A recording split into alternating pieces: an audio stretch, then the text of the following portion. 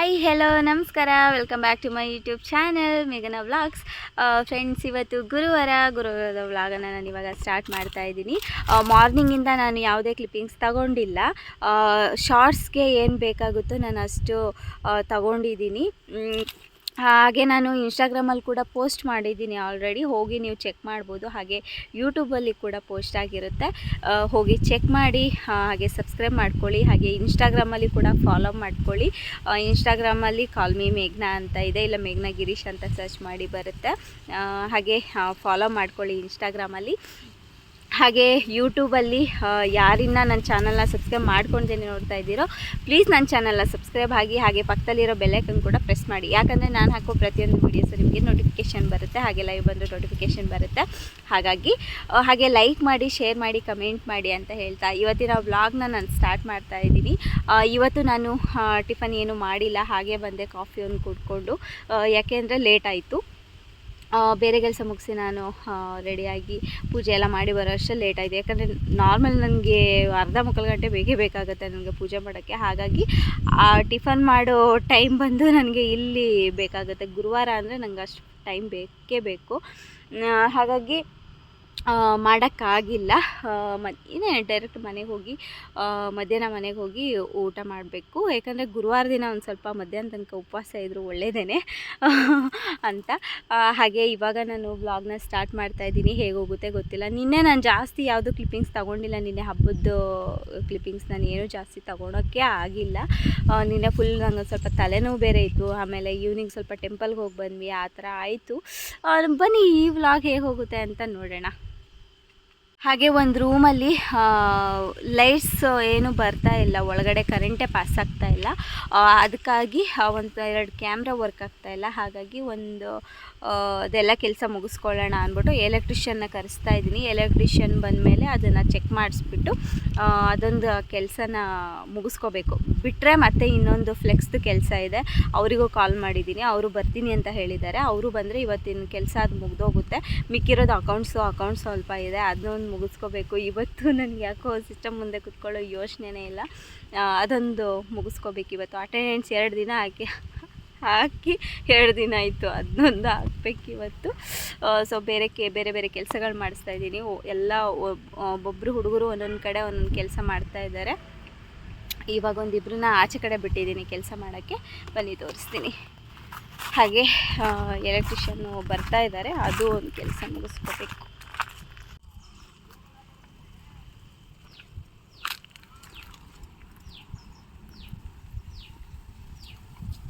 Supply ಬರ್ತಾ ಇಲ್ಲ ಇದಕ್ಕೆ, 2ಕ್ಕೂ ಬರ್ತಾ ಇಲ್ವಾ? ಕರೆಂಟ್ ಎಲ್ಲಿಂದ ಬಂದಿದೆ? ಇಲ್ಲಿ ರೋಡ್ ಆಚೆ ಕೆಲಸ ಮಾಡ್ತಾ ಇದ್ದಾರೆ. ಈ ಥರ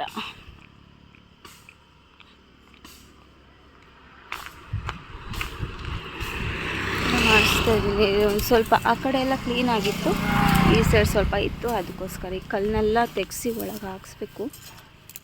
ಆ ಕಡೆ ಕಲ್ಲನ್ನ ಅಷ್ಟೇ ತೆಗೆಸಿ ಒಳಗೆ ಹಾಕಬೇಕು.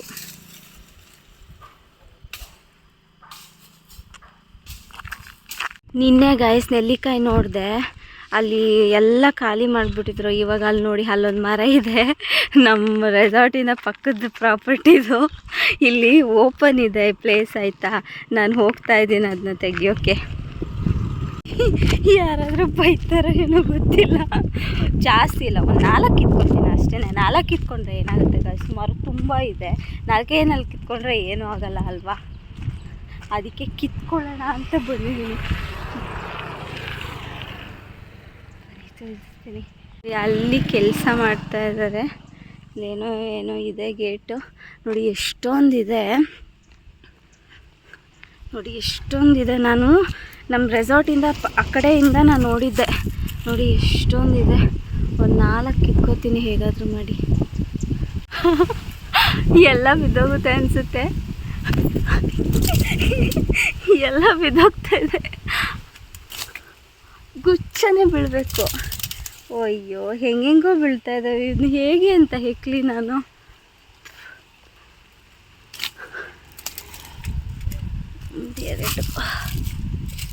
ಎರಡು ಆಮೇಲೆ ಇಲ್ಲೊಂದು ಬಿತ್ತು, ಆಮೇಲೆ ಇನ್ನೆಲ್ಲಿ ಬಿತ್ತು.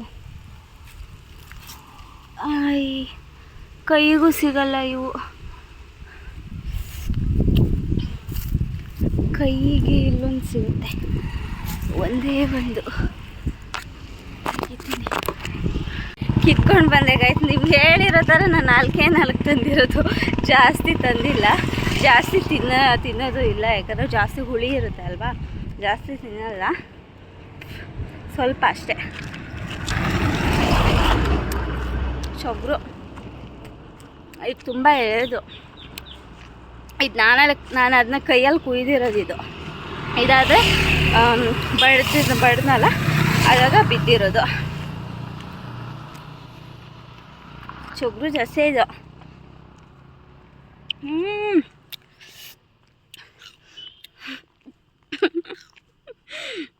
ಪಕ್ಕದ ಪ್ರಾಪರ್ಟಿಗೆ ಹೋಗಿ ಕದ್ದು ತಿಂತಾಯಿದ್ದೀರಾ ಅಂತ ಏನು ಹೇಳಬೇಡಿ ಗೈಸ್ ಪ್ಲೀಸ್. ತುಂಬ ಆಸೆ ಆಯಿತು ತಿನ್ನೋಕ್ಕೆ.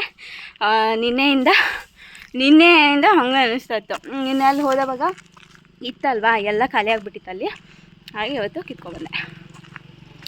ಹಾಗೆ ಮಧ್ಯಾಹ್ನ ಮನೆಗೆ ಬಂದುಬಿಟ್ಟು ಇವಾಗ ಪಕ್ಕದಲ್ಲಿ ಅನ್ನ ಬೇಯಕ್ಕೆ ಇಟ್ಕೊಂಡಿದ್ದೀನಿ. ಅನ್ನ ಬೇಯ್ತಾ ಇದೆ. ಹಾಗೆ ಪಕ್ಕದಲ್ಲಿ ಮೊಸರಿಗೆ ಒಗ್ಗರಣೆ ಹಾಕೊಳ್ಳೋಣ ಅಂದ್ಬಿಟ್ಟು ಮಾಡ್ತಾಯಿದ್ದೀನಿ. ಯಾಕಂದರೆ ಈ ಬಿಸಿಲು ಟೈಮಲ್ಲಿ ಮಸಾಲ ಇರೋವಂಥ ಸಾಂಬಾರಲ್ಲಿ ಜಾಸ್ತಿ ಊಟ ಮಾಡೋಕ್ಕಾಗಲ್ಲ, ಯಾಕಂದರೆ ಲೈಟಾಗಿರಲಿ ಅಂತ ಅನಿಸುತ್ತೆ. ಹಾಗಾಗಿ ನೋಡಿ, ಅರ್ಧ ಲೀಟ್ರ್ ಮೊಸರಿಗೆ ನಾನು ನೀರು ಹಾಕಿಬಿಟ್ಟು ಇದಕ್ಕೆ ಉಪ್ಪು, ಕೊತ್ತಂಬರಿ ಸೊಪ್ಪೆಲ್ಲ ಹಾಕಿ ಒಗ್ಗರಣೆ ಕೊಟ್ಕೊಂಡಿದ್ದೀನಿ. ಹಾಗೆ ಬಿಸಿ ಅನ್ನ ಮಾಡಿಕೊಂಡು ಹಾಗೆ ಉಪ್ಪಿನಕಾಯಿ ಹಾಕ್ಕೊಂಡು ತಿಂತಾಯಿದ್ರೆ ಇದಕ್ಕಿಂತ ಬೇರೆ ಏನು ಬೇಡ ಅನಿಸುತ್ತೆ. ಹಾಯ್ ಗಾಯ್ಸ್, ಇವಾಗ 5 ಗಂಟೆ ಆಗಿದೆ. 5 ಗಂಟೆಗೆ ನಾನು ಇವಾಗ ಮತ್ತೆ ಕ್ಲಿಪ್ಪಿಂಗ್ಸ್ ತಗೊಳ್ಳೋಣ ಅಂತ ವಿಡಿಯೋ ಮಾಡ್ಕೊತಾ ಇದ್ದೀನಿ. ಇವಾಗ ಪೂಲ್ಗೆ ನೀರು ಬಿಟ್ಟಿದ್ದೆ, ನೀರೆಲ್ಲ ಫುಲ್ಲಾಗಿದೆ. ನೀರು ಅಲ್ಲಿ ಬಿಟ್ಟು ಆಮೇಲೆ ಮತ್ತೆ ಸಂಪಿಗೆ ಬಿಟ್ಟು ಅಲ್ಲಿ ವಾಲ್ ತಿರುಗಿಸಿ ಮತ್ತೆ ಇವಾಗ ಲಾನ್ ಏರಿಯಾಗೆ ನೀರು ಬಿಡಿಸಿದ್ದೀನಿ. ಇವಾಗ ಕಾಣಿಸಲ್ಲ ಇರಿ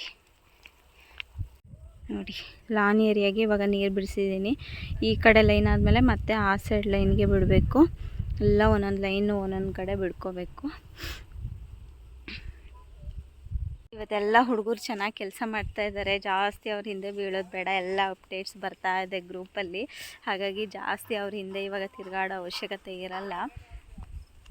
ಒಂದಿಬ್ಬರನ್ನೇ ಇವಾಗ ಚಾರ್ಕೋಲ್ ತರ್ಸೋಕ್ಕೆ ಅಂತ ಕಳಿಸಿದ್ದೀನಿ. ಒಬ್ಬನಿಗೆ ರೋಡ್ ಗೊತ್ತಿಲ್ಲ, ಇನ್ನೊಬ್ಬನಿಗೆ ರೋಡ್ ಗೊತ್ತು. ಹಾಗಾಗಿ ಇಬ್ಬರೂ ಒಟ್ಟಿಗೆ ಕಳಿಸಿದ್ದೀನಿ, 2 ಬ್ಯಾಗ್ ತೊಗೊಂಡು ಬರಲಿ ಅಂತ. ಗೈಸ್ ಇಷ್ಟೇ ಗೈಸ್, ಅಷ್ಟೇ.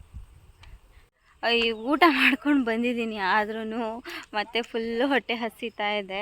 ಅದು ಏನೋ ಗೊತ್ತಿಲ್ಲ, ಎಷ್ಟು ತಿಂದ್ರೂ ಬೇಗ ಹೊಟ್ಟೆ ಹಸಿತೆ. ಏನು ಮಾಡೋದು ಗೈಸ್, ಲೇಟಾಗಿ ಊಟ ಮಾಡ್ಕೊಂಡು 3 ಗಂಟೆಲಿ 2:45 ಊಟ ಮಾಡಿಕೊಂಡು ಬಂದಿರೋದು. ತಿರ್ಗಾ ಇವಾಗ 5 o'clock, ಅಷ್ಟು ಬೇಗ ಮತ್ತೆ ಹೊಟ್ಟೆ ಹಸಕ್ಕೆ ಸ್ಟಾರ್ಟ್ ಆಗಿದೆ.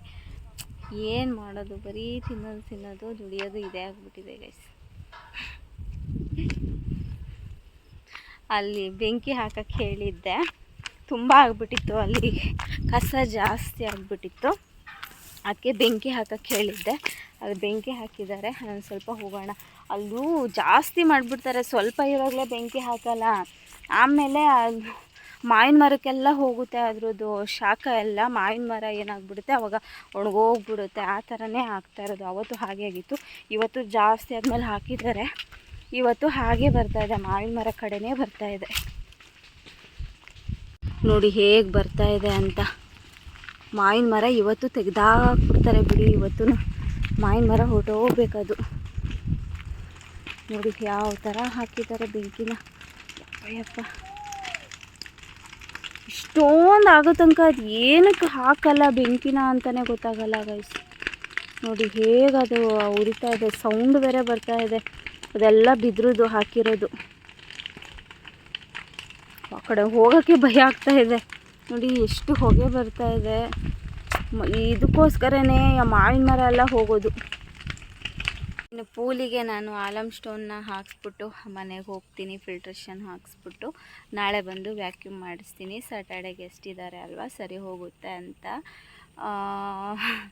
ನೀರೆಲ್ಲ ಫುಲ್ಲಾಗಿದೆ. ಇನ್ನೇನು ನಾನು ಮನೆಗೆ ಹೊರಡ್ತೀನಿ. ಇನ್ನೇನು 6 ಗಂಟೆಗೆ 10 ನಿಮಿಷ ಇದೆ.